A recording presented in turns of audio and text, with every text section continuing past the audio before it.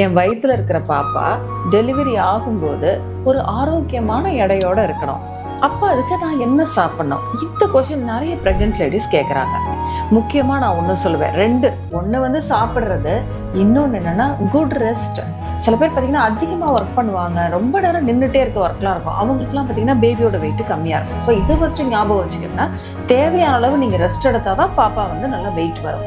சாப்பிடக்கூடிய உணவு வகைகளில் முக்கியமானது பால் சம்மந்தப்பட்ட உணவு. பால்னா பால், தயிர், சீஸ், பட்டர் எல்லாமே பால் சம்மந்தப்பட்ட உணவுகள் நிறைய சாப்பிட்றப்ப பேபி வந்து நல்ல ஆரோக்கியமாக நல்ல வெயிட் வரும். ஒரு ஹெல்த்தியான ஒரு வெயிட்டை வந்து அடையும். அதே மாதிரி ஹோல் கிரெயின்ஸ், ரைஸ், வீட் எல்லாமே சாப்பிடலாம். சாக்லேட்ஸில் பார்த்தீங்கன்னா டார்க் சாக்லேட் சாப்பிடணும். நிறைய பேர் வந்து மேடம் சாக்லேட் சாப்பிட சொல்லியிருக்காங்க, நார்மல் சாக்லேட் சொன்னீங்கன்னா பேபி வெயிட் வராது, நம்ம தான் அதிகமாக எடை போட்டுருவோம். ஸோ அதனால கேர்ஃபுல்லாக இருங்க. அதேமாதிரி மற்ற ஃப்ரூட், ட்ரை ஃப்ரூட்ஸ், முக்கியமாக டேட்ஸ், பேரிச்சம்பழம் சாப்பிடும்போது நல்ல வெயிட் வரும்.